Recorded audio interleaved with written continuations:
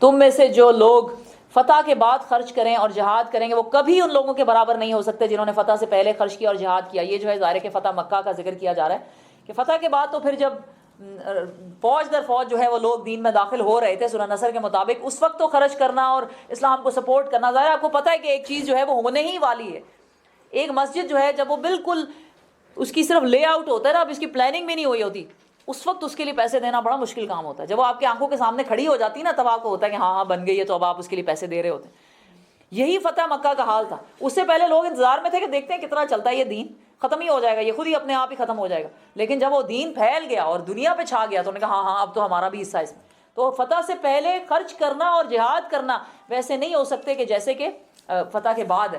حالانکہ خالد بن ولید جو ہے فتح مکہ سے پہلے اسلام قبول کر گئے تھے, لیکن پھر بھی ان کا درجہ جو ہے وہ جو سابقون الاولون ہیں ان سے کم تھا. ایک مرتبہ وہ حضرت عبد الرحمن بن عوف سے جھگڑ رہے تھے, انہوں نے کہا تھا تم کیوں ہمیں بار بار یہ جتلاتے ہو کہ تمہارا درجے اول ہیں, تم بدری بھی ہو اور تم بیت رضوان میں بھی ہو, خالد بن ولید ان میں نہیں تھے. تو خالد بن ولید کہتے ہیں کہ ہر کوئی اپنے یعنی ایمان تو اللہ کی نظر میں اور دیکھا جائے تو رسول اللہ صلی اللہ علیہ وسلم نے کہا تھا خدا کی قسم, یہ خالد بن ولید کو کہا جنہیں لقب کیا دیا تھا سیف اللہ, کہا خالد خدا کی قسم اگر تم احد پہاڑ جتنا بھی سونا خرچ کرو گے نا تو میرے ان صحابیوں کے برابر نہیں ہو سکتے. یعنی ہمیں بھی سوچنا چاہیے کہ ہم کس چیز کا انتظار کر رہے ہوتے ہیں اللہ کے راستے میں دینے کے لیے. بالکل وہی بات کہ سب سے پہلے لبیک کہتے ہیں, وہ نہ دیکھیں جی آپ پہلے ہمیں ثابت کریں کہ مسجد کہاں بن رہی ہے, انسٹیٹیوٹ کہاں ہے آپ کا, کدھر کھڑی ہو رہی ہے. کسی نے آ کے مانگا ہے اللہ کے نام پہ آپ اس کو دے دیں. اور صدقہ کبھی ضائع نہیں ہوتا, رسول اللہ صلی اللہ علیہ وسلم کے ارشاد کے مطابق صدقہ دینے سے مال کم بھی نہیں ہوتا. ہمیں ایسا ہونا چاہیے کہ ہمارے سامنے جب کوئی کہیں مانگے اپنی استطاعت کے مطابق دیتے جائیں. تو یہ ہے کہ وہ ان کا درجہ برابر نہیں ہو سکتا. واقعی سابقون الاولون اور جو ہیں اصحاب الیمین بالکل برابر نہیں ہو سکتے. اللہ تعالیٰ ہمیں سابقون الاولون میں سے بنائے, ایسا ہمیں جذبہ دے اسلام کا, ایسا خرچ کرنے کا, ایسے دین پہ چلنے کا, ایسے جہاد کا کہ ہم سابقون الاولون میں سے بنیں. اور یقین کریں آپ سب میں یہ کیپیبلٹی ہے, سب کو اللہ تعالیٰ نے یہ ابیلٹی دی. جنہوں نے فتح سے اچھا ان کا درجہ بعد میں خرچ کر جہاد کرنے والوں سے بڑھ کر ہے, اگرچہ اللہ نے دونوں ہی کے لیے اچھے وعدے فرمائے ہیں. جو کچھ تم کرتے ہو اللہ اس سے باخبر ہے. کون ہے جو اللہ کو قرض حسنہ دے, اچھا قرض, تاکہ اللہ اسے کئی گنا بڑھا کر واپس دے اور اس کے لیے بہترین اجر ہے. اس دن جب کہ تم مومن مردوں اور عورتوں کو دیکھو گے ان کا نور ان کے آگے آگے اور ان کی دائیں جانب دوڑ رہا ہوگا. یہ جو اللہ تعالیٰ قرض حسنہ مانگ رہے ہیں سبحان اللہ. جب یہ آیتیں نازل ہوئی تھی نا قرض حسنہ کی آیتیں, تو حضرت ابو دہدہ, میرے خیال پہلے بھی میں آپ سے حدیث ڈسکس کر چکی ہوں, لیکن ظاہر ہے کہ اتنی دل کو لگتی ہے سبحان اللہ کہ ابو دہدہ جو ہے وہ آئے رسول اللہ کے پاس, انہوں نے کہا یا رسول اللہ اللہ تعالیٰ قرض مانگ رہے ہیں. تو رسول اللہ نے کہا کہ ہاں قرض مانگ رہے ہیں. تو انہوں نے کہا اچھا میرا اپنا ہاتھ آگے کریں. رسول اللہ نے اپنا ہاتھ آگے کیا تو ابو دہدہ جو ہیں انہوں نے اپنا ہاتھ رسول اللہ کے ہاتھ کے اوپر رکھا اور کہا کہ یا رسول اللہ آج سے میں اپنا باغ جو ہے وہ اللہ کو قرض دے رہا ہوں. اللہ اکبر, میں اپنا باغ جو ہے وہ اللہ کو قرض دے رہا ہوں, اور اس باغ کے اندر 600 پکے ہوئے پھلوں سے بھرے ہوئے درخت ہیں. رسول اللہ صلی اللہ علیہ وسلم نے کہا کہ اچھا اللہ تعالیٰ تمہیں اس سے بڑھ کر یا جو بھی ان کے لیے دعا فرمائی. تو حضرت ان کا گھر بھی اسی باغ کے اندر ہی تھا, اور وہ گھر گئے اپنے باغ کے باہر کھڑے رہے کیونکہ باغ تو دے چکے تھے, اور باغ کے باہر سے انہوں نے آواز دی کہ اے دہدہ کی ماں ام دہدہ جو تھی رضی اللہ عنہا کہ باہر آ جاؤ, میں نے یہ باغ جو ہے اللہ کو قرض دے دیا. تو ان کے آگے سے الفاظ یہ تھے, کہتی ہیں کہ ابو دہدہ تم نے بڑے نفع کا سودا کیا. سبحان اللہ. اور ہم میں سے کوئی ہوتا ہے اور ہمارے میاں کبھی کسی کو دے آئیں تو ہم کہتے ہیں آپ نے مجھ سے تو پہلے پوچھ لینا تھا, فلانی ضرورت تو فلانی ضرورت. کیوں نہیں ہمارے منہ سے بھی ایسی ہی باتیں نکلتی, خاص طور پہ وہ بیچارے اگر کہیں اپنی فیملی پہ خرچ کر لیں فوراً ہمیں ہوتا ہے. یقین کریں آپ دینے والے بن جائیں, اللہ تعالیٰ آپ کو کبھی کسی چیز کی ضرورت نہیں دے گی, کسی کی ضرورت نہیں آپ کو پڑے گی, آپ دینے والوں میں چلے جائیں. تو ان کا نور اللہ تعالیٰ فرما رہے ہیں جب تم دیکھو گے کہ مومن مردوں اور عورتوں کا نور ان کے آگے آگے اور دائیں بائیں جانب ہوگا. یہ نور جو ہے سبحان اللہ اس کی سب سے زیادہ ضرورت. ویسے تو رسول اللہ صلی اللہ علیہ وسلم فرماتے ہیں, ابو ذر غفاری کی حدیث ہے کہ رسول اللہ صلی اللہ علیہ وسلم نے فرمایا کہ میں جنتیوں کو اپنی امت کو ان کے نور سے پہچانوں گا جو ان کے دائیں بائیں جو ہے وہ چل رہا ہوگا. لیکن یہ نور اس کی سب سے زیادہ ضرورت ہمیں پڑے گی پل صراط کے اوپر, پل صراط کے اوپر جہاں پر اتنا اندھیرا ہوگا کہ کچھ نظر نہیں آئے گا, اور نیچے جہنم کھول رہی ہوگی, اور پل صراط جو آپ کو معلوم ہے کہ بال سے زیادہ باریک اور تلوار سے زیادہ جو ہے وہ تیز دھار کا ہوگا. لیکن لوگ اپنے اپنے عملوں کی بیس پر ان کا نور بھی ہوگا اور اسی کے مطابق وہ اس کو کراس بھی کر جائیں گے. ان سے کہا جائے گا آج بشارت ہے تمہارے لیے، جنتیں ہوں گی جن کے نیچے نہریں بہہ رہی ہوں گی، جن میں وہ ہمیشہ رہیں گے، یہی ہے بڑی کامیابی۔ اس روز منافق مردوں اور عورتوں کا حال یہ ہوگا کہ وہ مومنوں سے کہیں گے ذرا ہماری طرف دیکھو تاکہ ہم تمہارے نور سے کچھ فائدہ اٹھا لیں، یعنی نور جو ہوگا مومنوں کے ساتھ چل رہا ہوگا نا، یہ لوگ پیچھے آئیں گے تو یہ اندھیرے میں ہوں گے، تو کہیں گے تم ہماری طرف دیکھو تو شاید ہماری طرف بھی تمہارے نور کا، یعنی جیسے دیکھیں نا ایک موبائل ہوتا ہے تو اسی جب آپ ٹارچ چلا رہے ہوتے ہیں آگے، تو اگر آپ کسی کی طرف مڑ کے دیکھیں تو وہ ٹارچ اس کی طرف چلی جاتی ہے نا، تو اس کی جو بیٹری ہوتی ہے، تو وہ کہتے ہیں ہماری طرف دیکھو تاکہ ہم بھی تمہارے نور سے کچھ فائدہ اٹھائیں، مگر ان سے کہا جائے گا پیچھے ہٹ جاؤ، اپنا نور کہیں اور تلاش کرو۔ پھر ان کے درمیان ایک دیوار حائل کر دی جائے گی جس میں ایک دروازہ ہوگا۔ آپ یقین کریں کچھ احادیث کے مطابق منافقین جو ہے نا، اللہ سبحانہ و تعالیٰ ان کو حساب کتاب میں بھی پاس کر دے گا۔ وہ حساب لے کر آئیں گے نا کہ ہم نے تو یہ بھی کیا، ہم نے نمازیں بھی پڑھی کیوں، لیکن اندر سے منافق تھے دل، تو اللہ تعالیٰ ان کے دل کا جو حال ہے نا وہ چھپا کے رکھے گا اور ان کو کہے گا ہاں ٹھیک ہے تم جنت کی طرف جاؤ۔ پھر اس کے بعد جب وہ پل صراط پہ سے گزریں گے نا، تب ان کی منافقت کھل جائے گی اور وہ جہنم میں گریں گے۔ پل صراط کے اوپر منافقت کھلے گی۔ کچھ ایسے بھی منافقین ہوں گے۔ پھر ان کے درمیان ایک دیوار حائل کر دی جائے گی جس میں ایک دروازہ ہوگا، اس دروازے کے اندر رحمت ہوگی اور باہر عذاب۔ وہ مومنوں سے پکار پکار کر کہیں گے کیا ہم تمہارے ساتھ نہ تھے؟ مومن جواب دیں گے ہاں تم تھے، مگر تم نے اپنے آپ کو خود فتنے میں ڈالا، موقع پرستی کی اور شک میں پڑے رہے اور جھوٹی توقعات تمہیں فریب دیتی رہیں۔ یہ ہے جناب منافقت کی بیسکلی وجہ، کیوں انسان جو ہے وہ سارے شک سے نکل کر ایک اللہ کو ماننے والا اور اسی کے راستے پہ چلنے والا کیوں نہیں ہو جاتا؟ یہ 3 ریزنز ہیں۔ کیا ہے؟ نمبر 1 یہ کہ موقع پرست، جہاں فائدہ ملے وہاں چلے جاؤ۔ ٹھیک ہے رمضان میں تو الحمدللہ دورہ قرآن میں اور ان باتوں میں ہی بڑا فائدہ، دل کو سکون ملتا ہے، اور کیونکہ شیطان جو بنے ہوئے ہیں نا، دل کی سکینت اسی میں، لیکن رمضان کے بعد جن چیزوں میں مزہ ملتا ہے وہ کرنے لگ جاؤ۔ موقع پرستی، جہاں جو فائدہ مل رہا ہے اسی کی طرف چلنا شروع کر دو۔ اور نمبر 2 کیا ہے؟ وہ شک میں پڑے ہوئے ہیں، شک میں پڑے ہوئے ہیں، وہ ان کے دل میں وہ ایمان اس طرح اترتا ہی نہیں ہے کہ وہ اللہ کو ہر شرط کے بغیر مان لیں، اللہ کے ہر حکم کو مان لیں، یہ سمجھ کر کے اسی میں میرا فائدہ ہوگا، ہر وقت ان کے اندر شک رہتا ہے۔ اور تیسری بات کیا ہے؟ ان کی جھوٹی توقعات تھیں، کوئی نہیں تھوڑا تھوڑا کر بھی لو، تھوڑا تھوڑا نہ بھی کرو، دل میں شک بھی رکھو، اللہ تعالیٰ معاف کرنے والا ہے، اللہ بڑا رحمان رحیم ہے، معاف کرے گا۔ یہ 3 ریزن ہے جس کی وجہ سے منافقین جو ہیں وہ کیا ہوں گے؟ سب سے نچلے درجے میں ہوں گے، جہنم کے درک الاسفل، جہنم کے سب سے نچلے درجے میں ہوں۔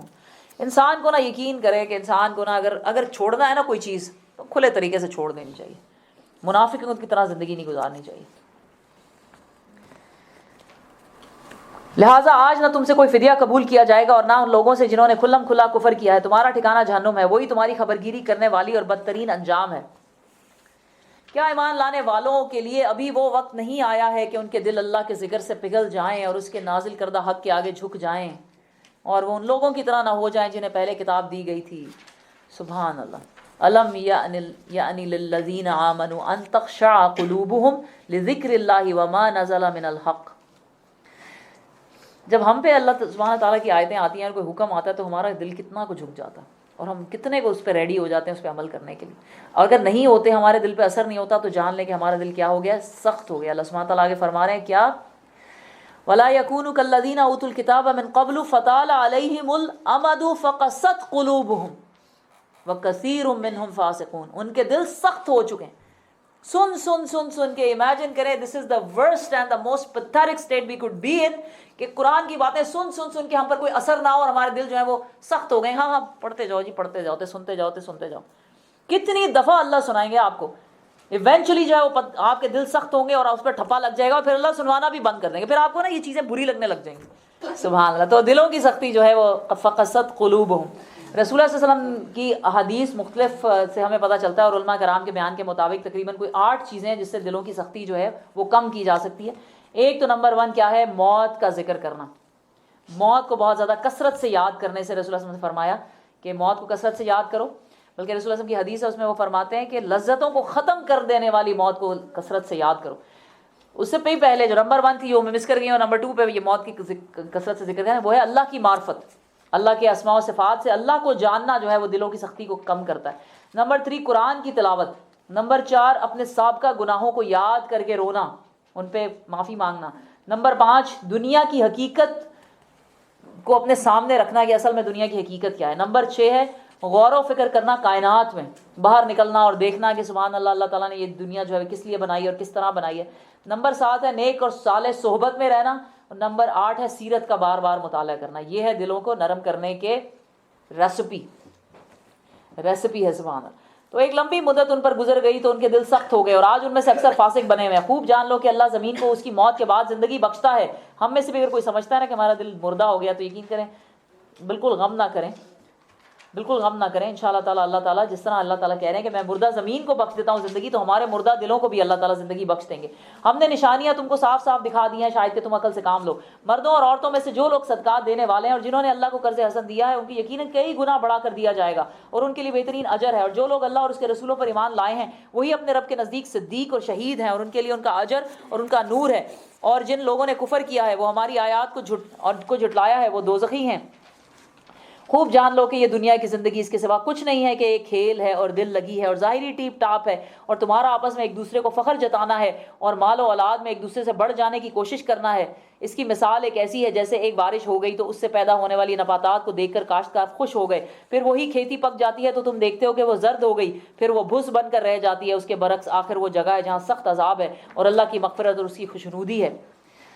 दुनिया की ज़िंदगी एक धोखे के सिवा कुछ भी नहीं है। दौड़ो और एक दूसरे को से आगे बढ़ने की कोशिश करो अपने रब की मग़फ़िरत और उस जन्नत की तरफ जिसकी वसअत ज़मीन और आसमान जैसी है। जो अल्लाह सुब्हानहू तआला ने कहा ना, अयलमु इन्नमल हयातुद दुनिया लाइबुन व लहवुन व ज़ीनतुन व तफ़ाख़ुरुन बैनकुम व तकासुरुन फिल अम्वालि वल औलाद।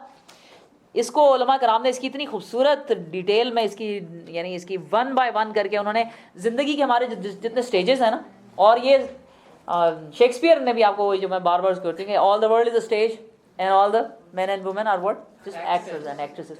उसमें भी उसने पूरी स्टेजेस बताई है कि जब एक बच्चा छोटा होता है, पैदा होता है, तो उसकी ज़िंदगी के इंटरेस्ट क्या होते हैं, फिर वो बड़ा होता है तो फिर क्या होता है, फिर उसके बाद बड़ा होता है, फिर जब बूढ़ा होता है इवेंचुअली वो किस तरह मर जाता है दुनिया में। तो वही उलमा कराम ने इसको जो बताया वो ये इस तरह किया इसकी कि आप देखें, सबसे पहले क्या है जीनत दुनिया जो है, सबसे पहले क्या है लाइब कहते हैं वो चीज़ जिसकी के कोई फ़ायदा ना हो, जो सेंसलेस चीज़ें होती हैं ना खेलने के लिए, उनको लाइब कहते हैं। उसके बाद यानी बच्चे जो होते हैं वो सिर्फ उन्हें हर चीज़ खेल ही लगती है, वो आग को भी खेल ही समझते हैं, हर चीज़ को खेल समझते हैं उनके लिए ज़िंदगी। उसके बाद वो थोड़े से जब लड़कपन में आते हैं तो लहवन जो होता है वो चीज़ होती है जिसका ना दुनिया में कोई फ़ायदा हो ना आखिरत में, यानी काम अपेरेंटली वो कर रहे हो लेकिन ना दुनिया में कोई फ़ायदा ना आखिरत में, वो लड़कपन है आपका, जिसे कहते हैं ना यूथ या टीनेजर समझ लें, ये वो है उम्र। उससे जब बड़े होते हैं उससे ज़्यादा तो क्या होता है, जब आप यानी टीनेजर से एडल्टहुड में निकलते हैं तो क्या होता है, ज़ीनतुन तफ़ाख़ुर व बैनकुम, आपस में एक दूसरे के साथ, मेरे पास ज़्यादा माल है, मैं ज़्यादा अच्छी जॉब पे हूँ, मैंने इतना पढ़ लिया, मेरे पास इतने बच्चे हैं, मेरी माल औलाद और ये आपस में जो है वो फिर क्या होता है, और तकासुर। उससे जब इंसान बड़ा होता है ना, इस उम्र से भी ज़ीनत से निकलकर माल की उसमें लग जाता है, जमा करना, 99 के फेर में इंसान लग जाता है, वला औलाद। और फिर एवेंचुअली इंसान जो है वो क्या होता है, कमसल गैसिन आजब अल कुफ़ारा, फिर जब वो बढ़ती है, खुशनुमा बनती है, बच्चा जवान होता है और माँ बाप वारे न्यारे उस पर जा रहे होते हैं और देखने वाले जो हैं वो गश कर रहे होते हैं, सुभान अल्लाह, और वो समझ रहा होता है कि आई ओन दिस वर्ल्ड, मैंने तो कभी मरना ही नहीं, this world belongs to me. जहाँ भी कदम उन्हें उनसे बुढ़ापे की बात उन्हें करना ही पसंद नहीं होती। और फिर जब इंसान की थोड़ी सी उम्र ढलने लगती है तो इंसान को समझ आने लगती है कि नहीं, एक दिन यहाँ तू आया, एक दिन यहाँ से जाना, ये लिख दिया गया है, दुनिया क्या है मुसाफिर, मंजिल तेरी कब्र है, चले ही जाना। इंसान को फिर एहसास होता है कि नहीं ये डूबने वाली, तो सिर्फ एक ये बात है कि जितना मर्जी है कर लो भाई, तुसी भी हो एक दिन बुढ़े ही होना है, कोई गाल नहीं। तो ये सुभान अल्लाह, लेकिन उस उम्र में ना इंसान को ख्याल ही नहीं होता कि हमने बूढ़े होना, कभी ख्याल नहीं होता कि हमने बूढ़े हो जाए। लेकिन जब ज़रा सी उम्र ढलने लगती है तो इंसान को लगता है कि नहीं भाई, जब कोई आपको आंटी कह के गुजर जाते हैं तो आपको पता लगता है चाचा जी कोई कह दे या कुछ। मुझे याद है तो मेरे अब्बू बड़े घबराए हुए आए थे कि आज किसी ने मुझे चाचा जी कहा, तो मैं बहुत बुरा लगने लग गया मुझे, सुभान अल्लाह। तो ये अल्लाह ताला ने इतनी खूबसूरत, यकीन करें इस आयत के ऊपर बैठ के ना हम पूरा दिन डिस्कशन कर सकते हैं, इतनी खूबसूरत ये आयत। फिर क्या होता है कि फिर भूस बन के रह जाती है इवेंचुअली। फिर क्या इंसान वो बूढ़ा होता है कि लोग कहते हैं कि कभी मगरों लगेगा, जान ही नहीं। और फिर लोग ये नहीं कह रहे होते अल्लाह इनको सेहत दे, लोग क्या दुआ कर रहे होते अल्लाह के लिए इनके लिए आसानी कर दे। तो जब कोई हमारे लिए दुआ शुरू कर दे ना अल्लाह आपके लिए आसानी कर दे, तो समझ लें यही मतलब होता है। वाकई इंसान किसी के ऊपर बोझ, अल्लाह वाकई अर्ज़ल उमर से बचाए कि हम किसी दूसरे पे बोझ बने। इंसान को अपनी होश ना हो और दूसरे के ऊपर हम इतने मोहताज हो जाएं, दूसरे के उठाना बिठाना चलाना खिलाना पिलाना दूसरे का। और वाकई जो लोग इस खिदमतों में लगे हुए हैं अल्लाह उनके अजर डबल ट्रिपल करे। बहुत ही मुश्किल काम है, यकीन करें बहुत ही मुश्किल काम। अल्लाह ताला हमें उस उम्र से बचाए, किसी का मोहताज ना करे हमें। अल्हम्दुलिल्लाह। اس کے برعکس آخرت وہ جگہ ہے جہاں سخت عذاب ہے اور اللہ کی مغفرت اور اس کی خوشنودگی بھی ہے۔ دنیا کی زندگی ایک دھوکے کے سوا کچھ بھی نہیں ہے، دوڑو ایک دوسرے سے آگے بڑھنے کی کوشش کرو۔ سابقوا الی مغفرۃ من ربکم وجنۃ عرضھا کعرض السماء والارض، جس کا عرض جو ہے، طول تو پتہ نہیں کیا ہے، عرض جو ہے اس کا وہ زمین و آسمان کے برابر ہے۔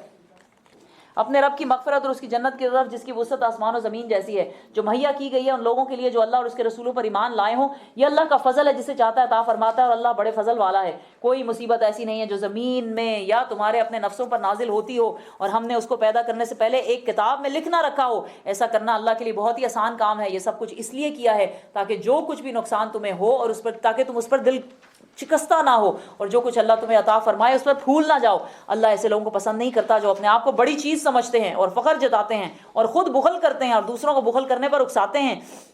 اب اگر کوئی روح گردانی کرتا ہے تو اللہ بے نیاز اور استودع صفات ہے۔ ہم نے اپنے رسولوں کو صاف صاف نشانیاں اور ہدایت کے ساتھ بھیجا ہے اور ان کے ساتھ کتاب اور میزان نازل کی ہے تاکہ لوگ انصاف پر قائم ہوں، اور لوہا اتارا ہے جس میں بڑا زور ہے اور لوگوں کے لیے منافع بھی ہے۔ یہ اس لیے کیا گیا ہے کہ اللہ کو معلوم ہو جائے کہ کون اس کو دیکھے بغیر اس کی اور اس کے رسولوں کی مدد کرتا ہے۔ یقیناً اللہ بڑا قوت والا اور زبردست ہے۔ ہم نے نوح اور ابراہیم کو بھیجا اور ان دونوں کی نسل میں نبوت اور کتاب رکھ دی، پھر ان کی اولاد میں سے کسی نے ہدایت اختیار کی اور بہت سے فاسق بھی ہو گئے۔ ان کے بعد ہم نے پے در پہ اپنے رسول بھیجے اور ان سب کے بعد عیسیٰ ابن مریم کو مبعوث کیا اور اس کو انجیل عطا کی، اور جن لوگوں نے اس کی پیروی اختیار کی ان کے دلوں میں ہم نے ترس اور رحم ڈال دیا، اور رہبانیت انہوں نے خود ایجاد کر لی۔ رہبانیت کا مطلب یہ ہوتا ہے کہ کوئی انسان جو ہے وہ تارک دنیا ہو جائے، دنیا کی زندگی کو چھوڑ کر جنگلوں میں یا پہاڑوں میں چلا جائے، گوشائے عزلت میں جا بیٹھے، اس کو کہتے ہیں کیا؟ رہبانیت۔ یہ اللہ تعالیٰ نے فرض نہیں کی تھی، یہ کسی دین میں فرض نہیں تھی، یہ انہوں نے اپنے اوپر خود فرض کر لی کہ جو رہبانیت اختیار کر لے گا وہی اللہ کا جو ہے وہ زیادہ قریب ہو جائے گا۔ تو جن لوگوں نے رہبانیت انہوں نے خود ایجاد کر لی تھی، ہم نے اس سے فرض نہیں کیا تھا، مگر اللہ کی خوشنودگی کی طلب میں انہوں نے آپ ہی سے یہ بدعت نکال لی اور پھر اس کی پابندی کرنے کا جو حق تھا اسے بھی ادا نہ کر سکے، یعنی پھر رہبانیت جس طرح کے ہونے چاہیے تھے وہ بھی یہ نہیں کر سکے۔ اور آج بھی سبحان اللہ ایسی ایسی خبریں ہمیں ملتی ہیں ایسے پریسٹ کی کہ جنہوں نے اپنی طرف سے تو دنیا چھوڑ دی ہوتی ہے، لیکن اور جو ہسٹری ہے ان کی، اور سبحان اللہ، because it is against nature نا، اٹ از اگینسٹ نیچر کہ آپ کبھی شادی ہی نہ کریں، آپ کی جو نیچرل ڈیزائرز ہیں ان کی فلفلمنٹ کے لیے کوئی راستہ ہی نہ ہو۔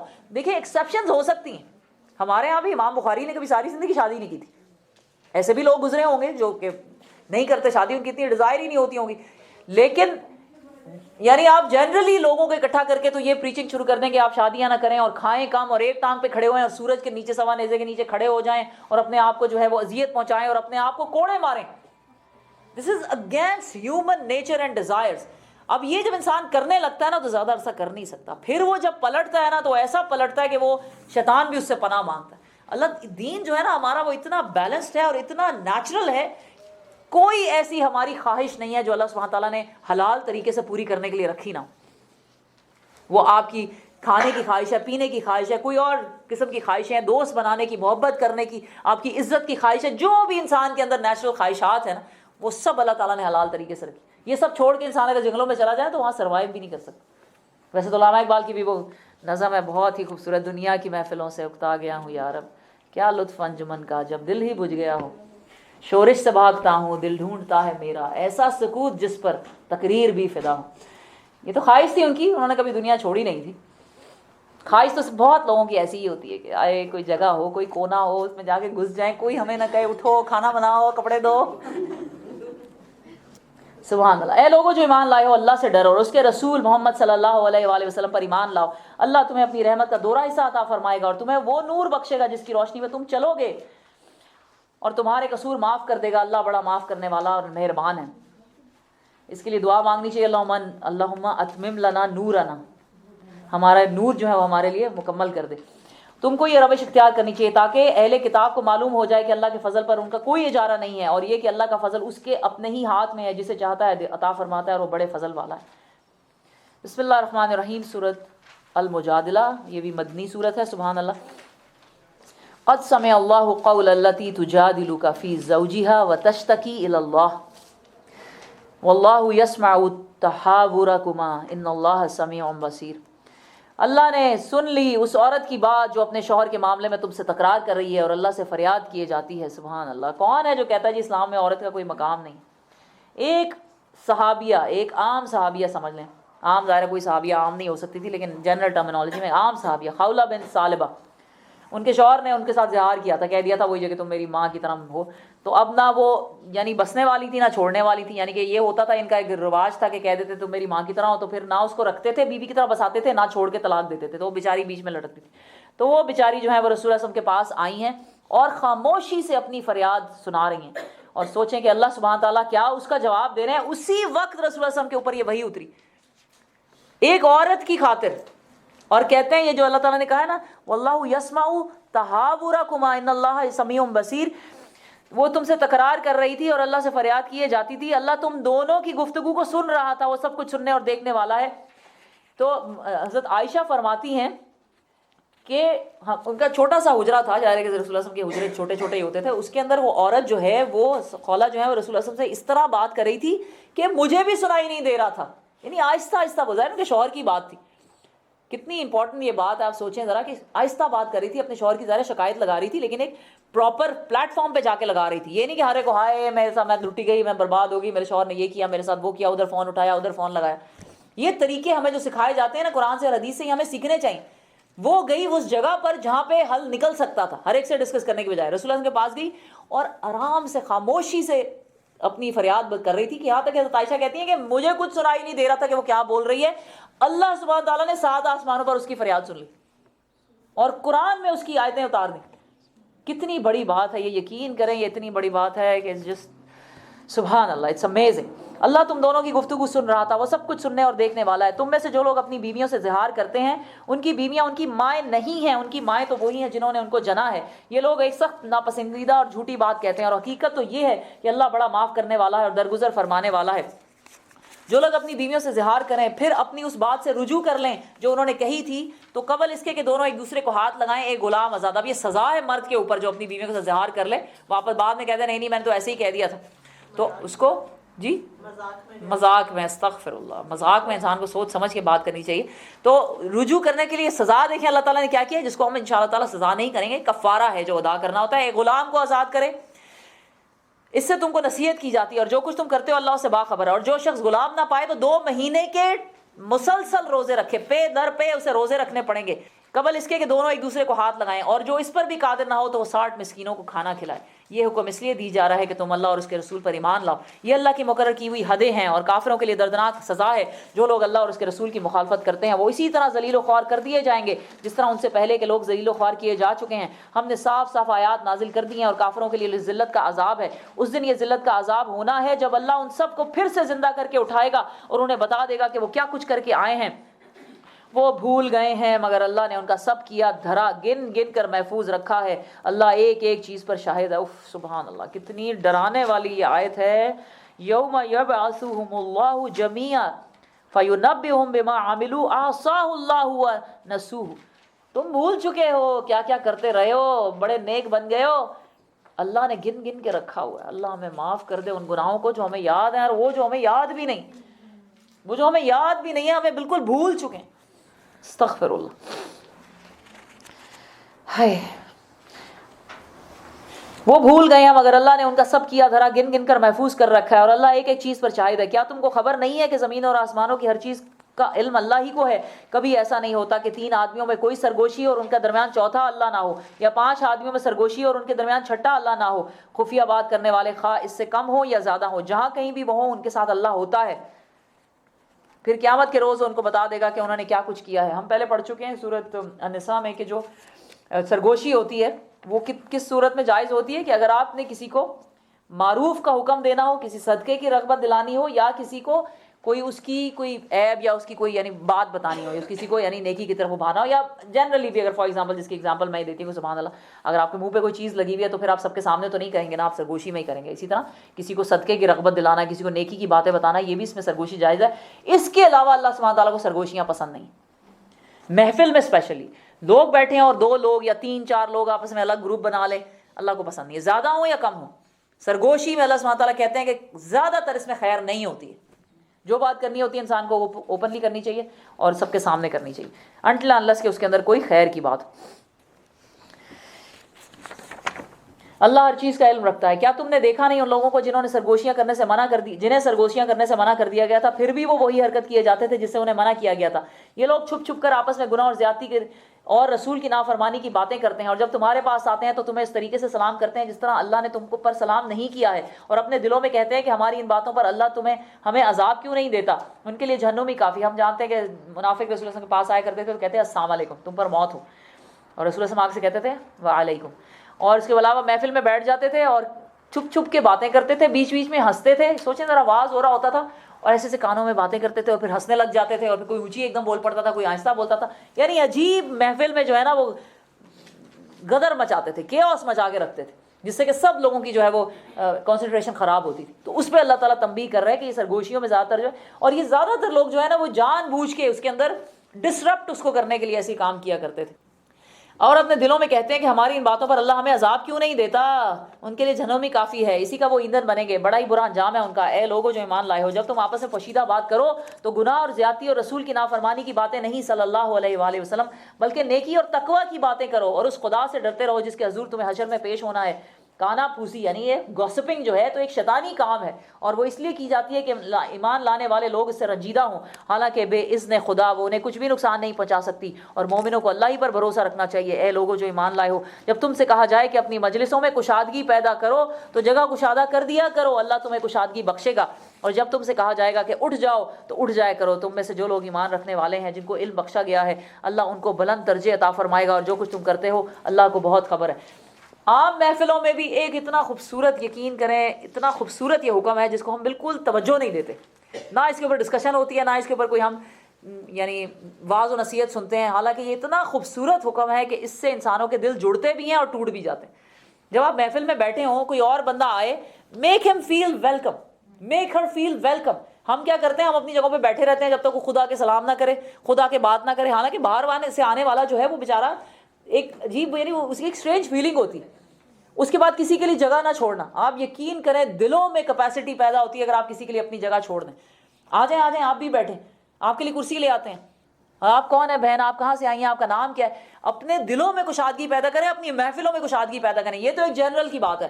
اس کے علاوہ دینی محفلوں میں، دروس کی محفلوں میں آپ اگر اپنی جگہ تھوڑی سی سکویز کر لیں گے، اپنی جگہ سے اٹھ جائیں گے، دونوں کو جگہ دے دیں گے، اور نماز میں ایسے یعنی پیچھے والیاں جو ہیں وہ ان کو جگہ نہیں مل رہی ہوتی، اور آگے والیوں کو تو اتنی کھلی جگہ چھوڑ کے انہوں نے نماز پڑھنی ہوتی ہے.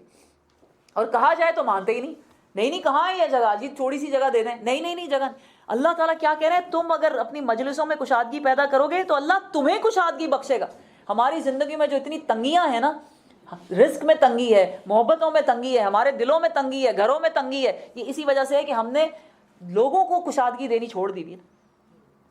کیوں نہیں ہم دوسرے کے لیے جگہ بنا سکتے، کیوں نہیں ہم دوسرے کے لیے جگہ چھوڑ سکتے. یقین کریں اتنا میں سمجھتی ہوں کہ اتنا اگنورڈ اللہ کا یہ حکم ہے نا کہ ہماری زندگی میں ہم اس کو بالکل جگہ ہی نہیں دیتے. اے لوگوں جو ایمان لائے ہو، جب تم رسول صلی اللہ علیہ وآلہ وسلم سے تخلیہ میں بات کرو تو بات کرنے سے پہلے کچھ صدقہ دے دیا کرو، یہ تمہارے لیے بہتر اور پاکیزہ تر ہے. البتہ اگر تم صدقہ دینے کے لیے کچھ نہ پاؤ تو اللہ غفور الرحیم ہے. کیا تم ڈر گئے اس بات سے کہ تخلیہ میں گفتگو کرنے سے پہلے تمہیں صدقات دینے ہوں گے؟ اچھا اگر تم ایسا نہ کرو اور اللہ نے تم کو اس سے معاف کر دیا ہے تو نماز قائم کرتے رہو، زکوٰۃ دیتے رہو، اور اللہ اور اس کے رسول صلی اللہ علیہ وآلہ وسلم کی اطاعت کرتے رہو. تم جو کچھ بھی کرتے ہو اللہ اس سے باخبر ہے.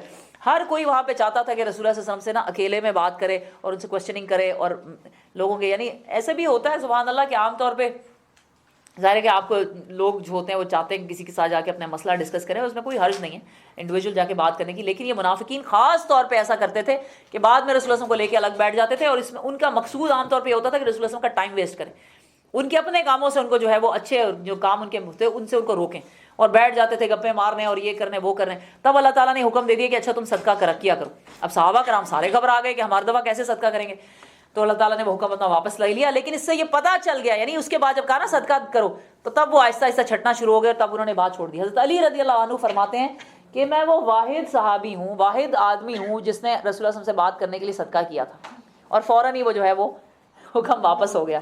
سبحان اللہ. کیا تم نے دیکھا ان لوگوں کو جنہوں نے دوست بنایا ہے ایک ایسے گروہ کو جو اللہ کا مغضوب ہے، وہ نہ تمہارے ہیں نہ ان کے، اور وہ جان بوجھ کر جھوٹی بات پر قسمیں کھاتے ہیں. اللہ نے ان کے لیے سخت عذاب مہیا کر رکھا ہے.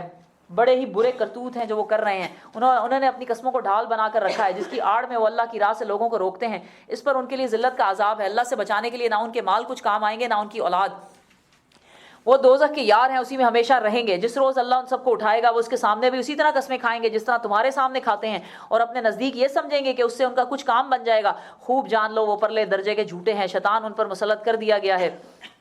اس نے خدا کی یاد ان کے دل سے بھلا دی ہے. وہ شیطان کی پارٹی کے لوگ ہیں, خبردار رہو شیطان کی پارٹی والے ہی خسارے میں رہنے والے ہیں.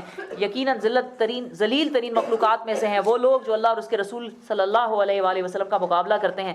اللہ نے لکھ دیا ہے کہ میں اور میرے رسول ہی غالب ہو کر رہیں گے. فی الواقع اللہ زبردست اور زور آور ہے. تم کبھی نہ پاؤ گے کہ جو لوگ اللہ اور آخرت پر ایمان رکھنے والے ہیں وہ ان لوگوں سے محبت کرتے ہیں جنہوں نے اللہ اور اس کے رسول صلی اللہ علیہ وسلم کی مخالفت کی ہے, خواہ وہ ان کے باپ ہی کیوں نہ ہو, یا ان کے بیٹے ہوں, یا ان کے بھائی ہوں, یا ان کے اہل خاندان ہو. یہ وہ لوگ ہیں جن کے دلوں میں اللہ نے اپنے ایمان ثبت کر دیا ہے اور اپنی طرف سے ایک روح عطا کر کے ان کو قوت بخشی ہے, اور وہ ان کو ایسی جنتوں میں داخل کرے گا جن کے نیچے نہریں بہتی ہوں گی, ان میں وہ ہمیشہ رہیں گے. اللہ ان سے راضی ہوا اور وہ اللہ سے راضی ہو گئے. وہ اللہ کی پارٹی کے لوگ ہیں, خبردار رہو اللہ کی پارٹی والے ہی فلاح پانے والے ہیں. یہ پارٹی ویسے اردو کا ورڈ ہے. اللہ ان حزب اللہ هم المفلحون. اللہم اجعلنا منہم. اللہ تعالیٰ ہمیں اپنی پارٹی میں کر لے, اپنی پارٹی میں کر لے. ایک تو یہ پارٹی جو پارٹی ہے گروپ, اور دوسرا اللہ کی جو پارٹی ہوگی نا وہ والی پارٹی ہے, جو اصل پارٹی ہے نا اس میں بھی اللہ ہمیں لے جائے انشاءاللہ تعالیٰ. سورۃ الحشر, بسم اللہ الرحمن الرحیم. سبح للہ ما فی السماوات وما فی الارض وہو العزیز الحکیم. اللہ ہی کی تسبیح کی ہے ہر اس چیز نے جو آسمانوں اور زمین میں ہے, اور وہی غالب اور حکیم ہے جس نے اہل کتاب کافروں کو پہلے ہی حلے میں ان کے گھروں سے نکال دیا. یہ جو صورت ہے اس کا شان نزول یہ ہے کہ بنو نذیر جو تھے, ایک 3 قبیلے جو یہودیوں کے مدینے میں مقیم تھے, اس میں سے ایک قبیلہ تھا بنو نذیر, جنہوں نے پے در پہ بار بار رسول اللہ صلی اللہ علیہ وسلم کے ساتھ اور مسلمانوں کے ساتھ غداری کی تھی. ایونچولی رسول اللہ صلی اللہ علیہ وسلم نے ان کو فائنل الٹیمیٹم دے دیا تھا کہ اگر تم ابھی بھی باز نہ آئے, یعنی بہت بہت برے واقعات جو ہیں وہ سیرت میں ہمیں ملتے ہیں جو انہوں نے کیے تھے مسلمان عورتوں کے ساتھ بھی اور مسلمانوں کے ساتھ بھی, اور غداری کرتے تھے بار بار جا کے جو ہے وہ مکے کے قریش سے مل جایا کرتے تھے. اور جبکہ یہ انہوں نے ٹریٹی سائن کی ہوئی تھی کہ جب بھی مسلمانوں پہ کوئی برا وقت آئے گا تو ہم ان کو سپورٹ کریں گے, ان کا ساتھ دیں گے, تو بار بار غداری کی تھی. رسول اللہ صلی اللہ علیہ وسلم نے ان کو آخری وارننگ دی تھی کہ اگر تم باز نہ آئے تو پھر ہم تم پر حملہ کر دیں گے, اور یعنی جنگ ہوگی ہماری تم سے. لیکن یہ جنگ سے گھبرا کر انہوں نے کہا کہ ہمارے ساتھ جنگ نہ کریں, ہمیں مارے نہیں, بلکہ ہم یہ اپنا قبیلہ ہی چھوڑ کے چلے جاتے ہیں. تو یہ بنو نذیر جو تھے اپنے بھرے ہوئے گھروں کو چھوڑ کر جو ہے وہ چلے گئے. رسول اللہ صلی اللہ علیہ وسلم نے اجازت دی تھی کہ کوئی جو ایک آدمی جو ہے ایک اونٹ کے اوپر جتنا سامان لے جا سکتا ہے لے جائے, اس سے زیادہ لے جانے کی پرمیشن نہیں ہوگی. پہلے حلے میں ہی ان گھروں سے نکال دیا. تمہیں ہرگز یہ گمان نہ تھا کہ وہ نکل جائیں گے, اور وہ بھی یہ سمجھے بیٹھے تھے کہ ان کی گڑیاں یعنی ان کے جو گھر ہیں انہیں اللہ سے بچے. انہوں نے بہت بڑے اپنا ایک قلعہ بنایا ہوا تھا اپنے قبیلے کے گرد, تو ان کے جو قلعے ہیں وہ انہیں بچا لیں گے. مگر اللہ ایسے رخ سے ان پر آیا جن کا خیال بھی وہ ان کو نہ تھا. اس نے ان کے دلوں میں روب ڈال دیا. ظاہر جنگ نہیں انہوں نے کی, دے جسٹ سرنڈر, انہوں نے کہا ہم چلے جاتے ہیں یہاں سے. نتیجہ یہ ہوا کہ وہ خود اپنے ہاتھوں سے بھی اپنے گھروں کو برباد کر رہے تھے اور مومنوں کے ہاتھوں سے بھی برباد کروا رہے تھے. بس عبرت حاصل کرو اے دیدہ بینا رکھنے والو. سبحان اللہ. ہوا یہ تھا کہ جاتے وقت انہیں پتا کہ اب یہ تو ہمارے کسی کام کے نہیں ہیں, مسلمانوں کو مل جائیں گے, تو وہ اپنے گھروں کو جاتے جاتے توڑ گئے, کھڑکیاں توڑ دی, دروازے توڑ دیے, کسی نے کچھ پھینک دیا, کسی نے کچھ کر دیا کہ کہیں کسی اور کے کام نہ آ جائے. تو اللہ تعالیٰ کہہ رہے ہیں کہ دیکھو اسی طرح تم نے یہ دنیا بھی چھوڑ کے چلے جانا ہے ایک دن. تب تو تمہارے پاس تو اتنا بھی وقت نہیں ہوگا کہ دوسرے آنے والوں کے لیے تم توڑ کے کچھ چلے جاؤ, لیکن سب کچھ یہیں دھرا کا دھرا ہی رہ جائے گا.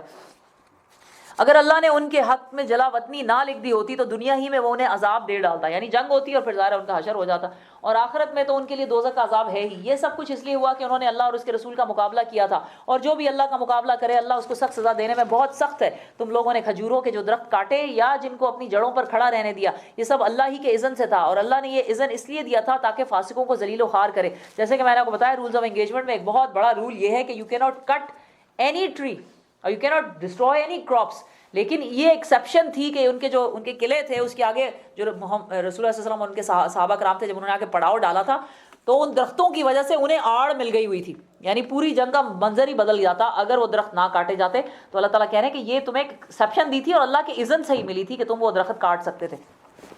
اور جو مال اللہ نے ان کے قبضے سے نکال کر اپنے رسول صلی اللہ علیہ وآلہ وسلم کی طرف پلٹا دیے، وہ ایسے مال نہیں ہیں جن پر تم نے اپنے گھوڑے اور اونٹ دوڑائے ہوں، بلکہ اللہ اپنے رسولوں کو جس پر چاہتا ہے تسلط عطا فرماتا ہے، اور اللہ ہر چیز پر قادر ہے۔ جو کچھ بھی اللہ بستیوں کے لوگوں سے اپنے رسول صلی اللہ علیہ وسلم کی طرف پلٹا دے وہ اللہ اور رسول کے اور رشتہ داروں اور یتامہ اور مساکین اور مسافروں کے لیے ہے، تاکہ وہ تمہارے مالداروں ہی کے درمیان گردش نہ کرے۔ یعنی کہ یہ مال فے جو ہوتا ہے یہ وہ ہوتا ہے جو مال غنیمت کے علاوہ ہوتا ہے۔ مال غنیمت وہ ہوتا ہے جب جنگ ہوتی ہے اور مسلمان لوٹ لیتے ہیں، مال فے ہوتا ہے جو بغیر جنگ کے ہی ہاتھ آ جاتا ہے، جیسے کہ یہ بنو نذیر کا تھا۔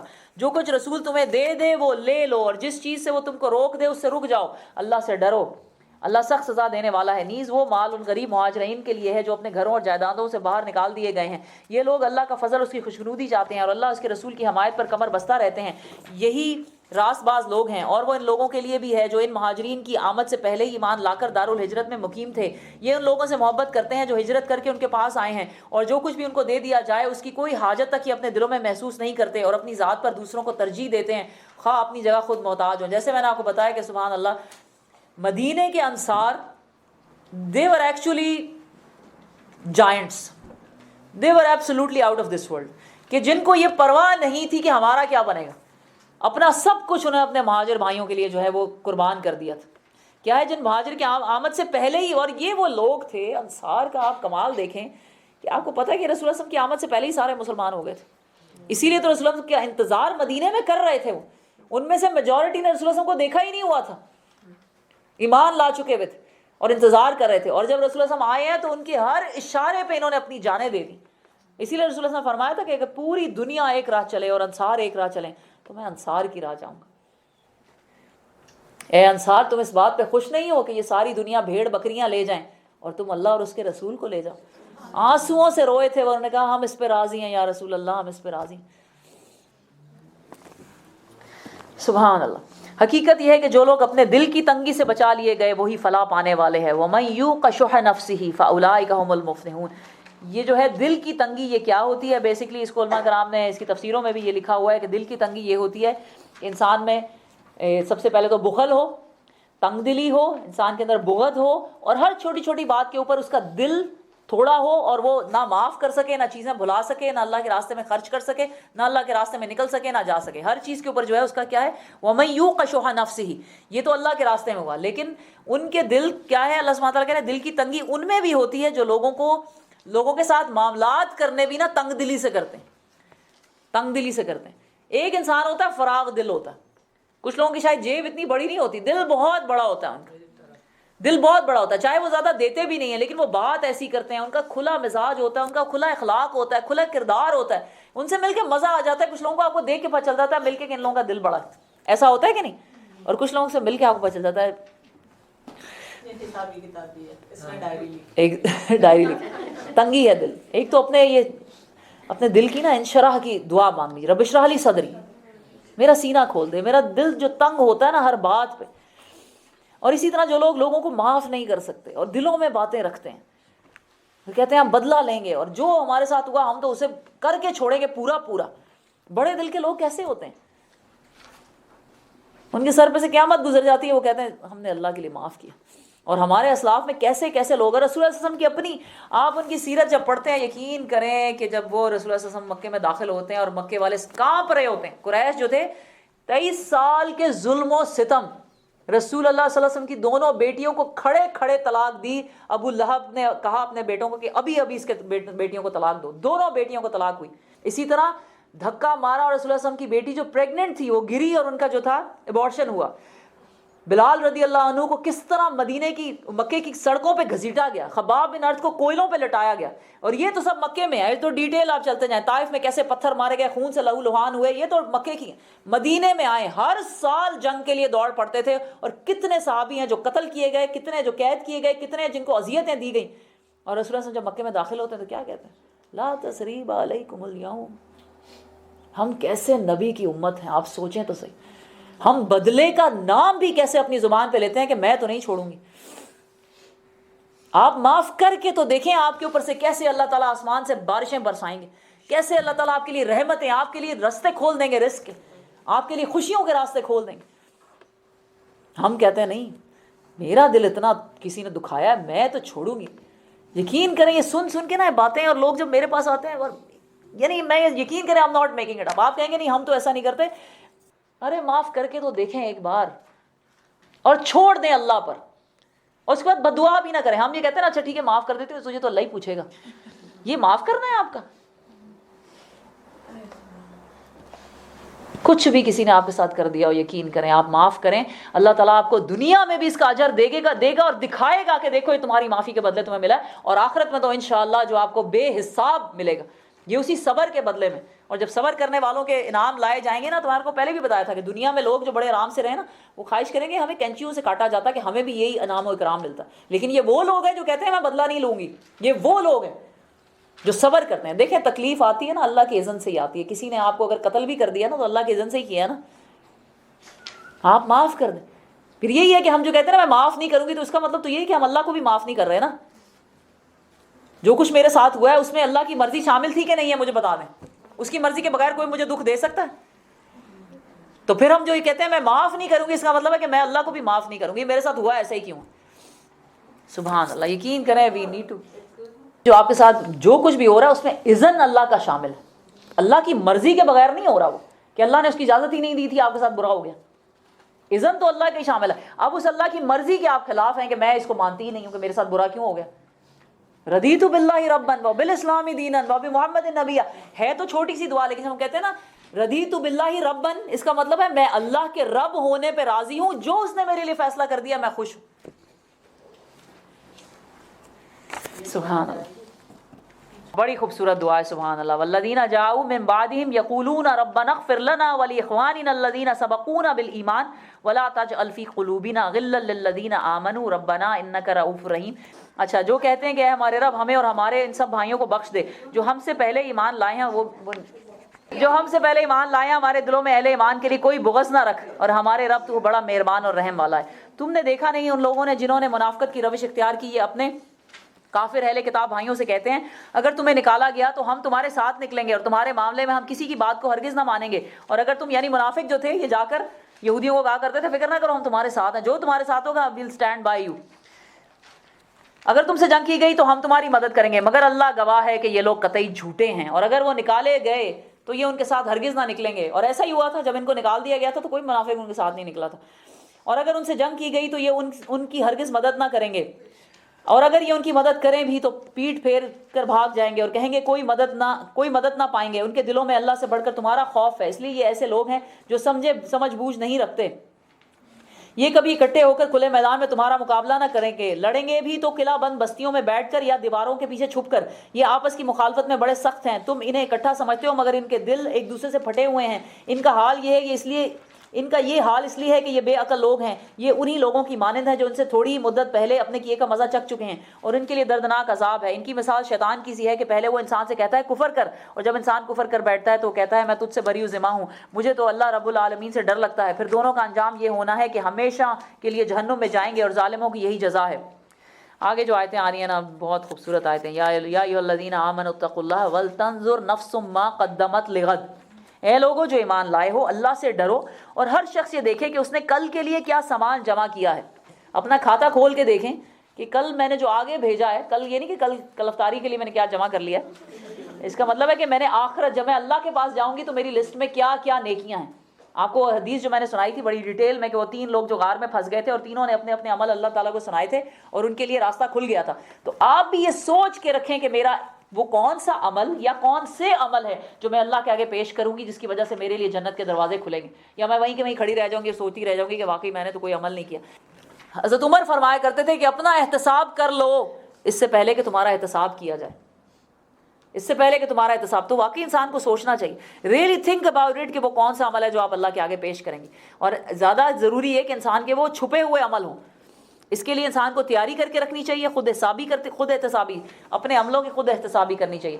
اس کے بعد آپ کو معلوم ہے کہ وہ عمل زیادہ سے زیادہ کرنے چاہیے جو صدقہ جاریہ ہوں, صدقۃ جاریہ ہوں. جب انسان مر جاتا ہے تو اس کے عملوں کی کتاب بند ہو جاتی ہے, ساتھ ہی بند ہو جاتی ہے, اس میں کوئی چیز ایڈ نہیں ہوتی سوائے 3 چیزوں کے. رسول اللہ صلی اللہ علیہ وسلم کی حدیث کے مطابق کون سی؟ ایک تو اولاد ہے آپ کی نیک, تو اولاد پہ توجہ دیں, ان کو جتنی دنیا پڑھاتے ہیں نا اس سے زیادہ دین پڑھائیں, تاکہ وہ آپ کی اولاد آپ کے لیے صدقۃ جاریہ بنے.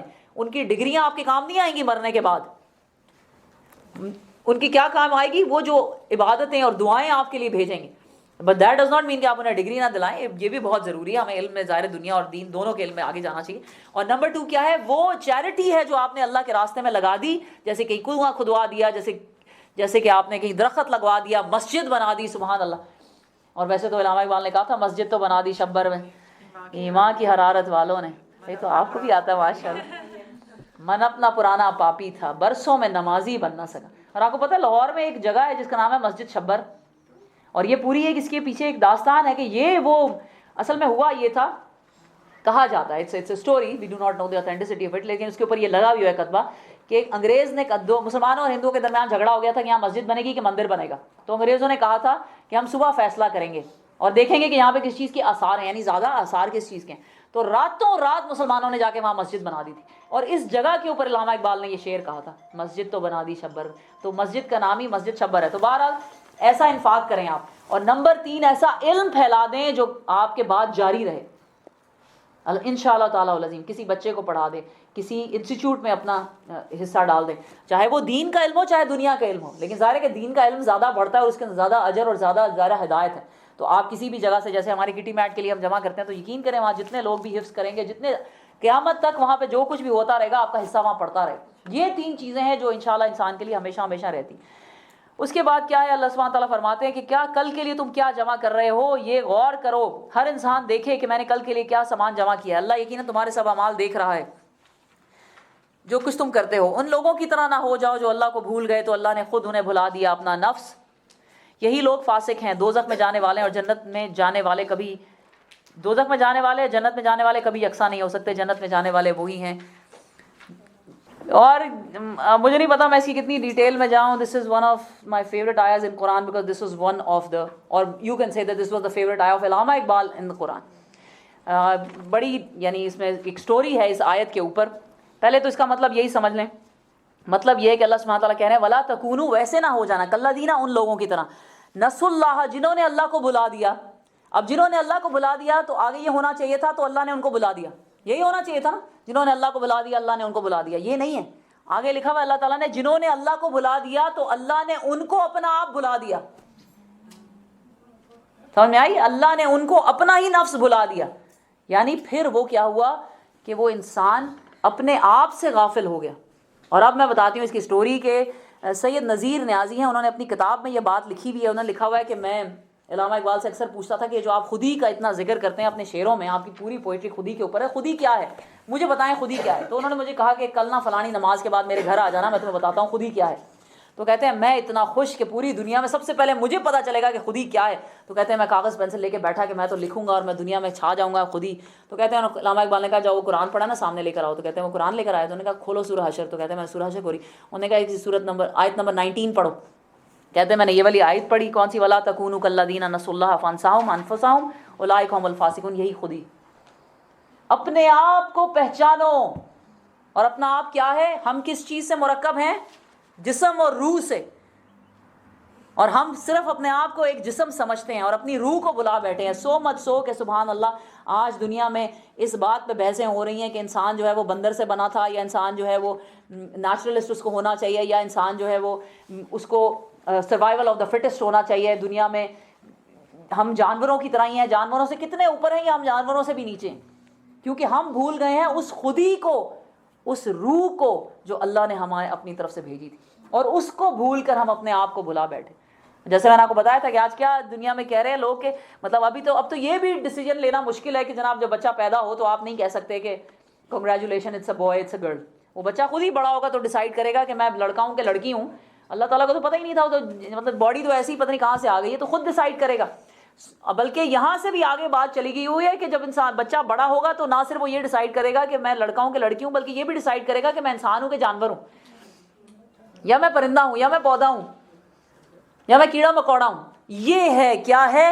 فانساہم انفسہم. انسان اپنے اس جو اللہ سبحانہ تعالیٰ نے اس کو منصب بخشا تھا, مسجود ملائک, اس سے گرا اور کیا اسفل سافلین ہو گئے, اسفل سافلین. اور اسی کو حضرت علامہ اقبال فرماتے ہیں رحمہ اللہ, خودی کا سر نہا, خودی اصل کیا ہے؟ لا الہ الا اللہ. خودی ہے تیغ فسا, لا الہ الا اللہ. تو یہ آیت ہے خودی جو علامہ اقبال کی خودی ہے الحمدللہ. کوئی ایسی بڑی بات نہیں ہے، لوگ سمجھتے ہیں پتہ نہیں خودی کوئی بڑی مشکل سی چیز ہے، لیکن الحمدللہ خودی کی جو علامہ اقبال نے اس کے بعد جس طرح اس کو شعروں میں یوز کیا، انسان کو نا اپنا آپ، میں نے آپ کو بتایا نا، جب میں کبھی ایسے ڈسہارٹ ہوں یا مایوس ہو کے بیٹھوں نا، تو یقین کریں علامہ اقبال کی پوئٹری پڑھ کے نا آپ کے اندر ایک جوش و جذبہ ہو جاتا ہے کہ نہیں نہیں واقعی we have to do something. یہ دنیا اللہ نے کیا ہے اب ہمارے لیے بنائی ہے نا، اللہ تعالیٰ نے ہمارے لیے بنائی. جہاں ہے تیرے لیے تو نہیں جہاں کے لیے. تو یہ انسان ہو، جیسے علامہ اقبال فرماتے ہیں خودی کی جلوتوں میں مصطفائی، خودی کی خلوتوں میں کبریائی، زمین و آسمان و کرسی و عرش، خودی کی زد میں ہے ساری خدائی. خدا بندے سے، خودی کو کر بلند اتنا کہ خدا بندے، اپنے آپ کو ایسے پہچانو، اس روح کو نکالو اندر سے کہ خدا بندے سے خود پوچھے بتا تیری رضا کیا ہے. سبحان اللہ. تو آگے اللہ تعالیٰ فرما رہے ہیں لا یستوی اصحاب النار و اصحاب الجنہ اصحاب الجنۃ هم الفائزون. یہی ہیں وہ لوگ جو کامیاب ہیں. اور اگر ہم نے یہ قرآن کسی پہاڑ پر بھی اتار دیا ہوتا تو تم دیکھتے کہ وہ اللہ کے خوف سے دبا جا رہا ہے اور پھٹا پڑتا ہے. یہ مثالیں ہم لوگوں کے سامنے اس لیے بیان کرتے ہیں کہ وہ اپنی حالت پر غور کریں. وہ اللہ ہی ہے جس کے سوا کوئی معبود نہیں ہے، غائب اور ظاہر ہر چیز کا جاننے والا ہے. وہی رحمان ہے، وہی رحیم ہے، وہی اللہ ہے جس کے سوا کوئی معبود نہیں ہے. وہ بادشاہ ہے، نہایت مقدس ہے، سراسر سلامتی ہے، امن دینے والا ہے، نگہبان ہے، سب پر غالب ہے، اپنا حکم بزور زور نافذ کرنے والا ہے اور بڑا ہی ہو کر رہنے والا ہے. پاک ہے اللہ اس شرک سے جو لوگ کر رہے ہیں. وہ اللہ ہی ہے جو تخلیق کا منصوبہ بنانے والا ہے اور اس کو نافذ بھی کرنے والا ہے، اس کے مطابق صورت گری کرنے والا ہے. اس کے لیے بہترین نام ہے. ہر چیز جو آسمانوں اور زمین میں ہے اس کی تسبیح کر رہی ہے اور وہ زبردست حکیم ہے. سبحان اللہ. بہت ہی یقین کریں بہت خوبصورت صورت ہے سورہ حشر. سورہ الممتحنہ. بسم اللہ الرحمن الرحیم. اے لوگوں جو ایمان لائے ہو، اگر تم میری راہ میں جہاد کرنے کے لیے اور میری رضا جوئی کی خاطر وطن چھوڑ کر گھروں سے نکلے ہو تو میرے اور اپنے دشمنوں کو دوست نہ بناؤ. تم ان کے ساتھ دوستی کی طرح ڈالتے ہو حالانکہ جو حق تمہارے پاس آیا ہے اس کو ماننے سے وہ انکار کر چکے ہیں. اور ان کی روش یہ ہے کہ رسول صلی اللہ علیہ وسلم کو اور خود تم کو صرف اس قصور پر چلا وطن کرتے ہیں کہ تم اپنے رب اللہ پر ایمان لائے ہو. اس کا شان نزول یہ ہے کہ حاتب بن ابی بلتہ رسول اللہ علیہ وسلم کے ایک صحابی تھے جنہوں نے فتح مکہ سے پہلے، رسول اللہ علیہ وسلم نے میں نے کو پوری یہ بتائی تھی ڈیٹیل کہ فتح مکہ جو اٹیک تھا مکہ کا، کانکویسٹ آف مکہ، اس کی پلاننگ یہ تھی کہ کسی کو نہیں بتائیں گے، خاموشی سے. اعلان تو کر دیا تھا کہ ہم کسی جگہ اٹیک کرنے جا رہے ہیں لیکن کہاں جا رہے ہیں کسی کو نہیں بتایا تھا. اور اللہ سے دعا کی تھی اللہ ہمارا راز راز ہی رکھ. حاتب بن ابی بلتہ یہ صحابی تھے جن کے بیسکلی بیوی بچے جو تھے وہ ابھی تک مکہ میں ہی تھے اور یہ مدینہ میں ہجرت کر کے آ چکے تھے. حالانکہ بدر میں بھی شامل تھے اور ہر جگہ رسول اللہ علیہ وسلم کے ساتھ رہے تھے، لیکن ان کو ڈر ہوا کہ کہیں جب ہم حملہ کریں گے تو میرے بیوی بچوں کو نقصان، میرے گھر والوں کو نقصان پہنچائیں گے قریش، کیونکہ باقی سب کے گھر والے جو ہیں ان کے لیے کوئی نہ کوئی سپورٹ ہے وہاں پہ، میرے بیوی بچوں کے لیے کوئی سپورٹ نہیں. تو انہوں نے خط لکھ دیا تھا قریش کو، یعنی ایک ٹریزن کیا تھا انہوں نے، جس میں لکھ دیا تھا کہ رسول اللہ صلی اللہ علیہ وسلم اور ہم لوگ تم پر حملہ کرنے آ رہے ہیں تو میرے بیوی بچوں کو پناہ دے دو اس بنا پر کہ میں نے تمہیں اس راز سے آگاہ کر دیا.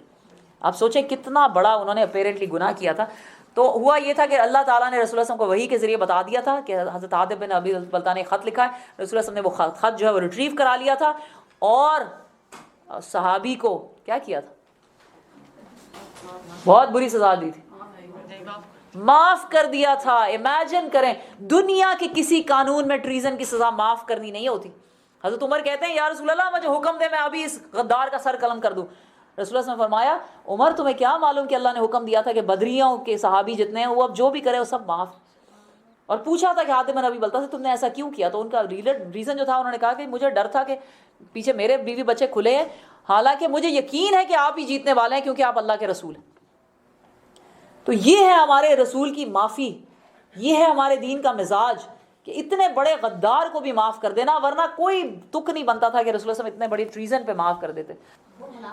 منافق نہیں تھے، سچے صحابی تھے، بدری صحابی تھے بالکل. لیکن وہ بتا رہے کہتے ہیں مجھے یقین تھا کہ آپ ہی جیتیں گے لیکن میرے بیوی بچے جو ہیں وہ انسیکیور تھے، میں نے اس لیے خط لکھ دیا. ہاں بالکل بالکل صحیح بات، کوئی بھی انسان سے خطا ہو سکتی ہے، بالکل صحیح. تم چھپا کر ان کو دوستانہ پیغام بھیجتے ہو، حالانکہ جو کچھ تم چھپا کر کرتے ہو اور جو اعلانیہ کرتے ہو ہر چیز کو میں خوب جانتا ہوں.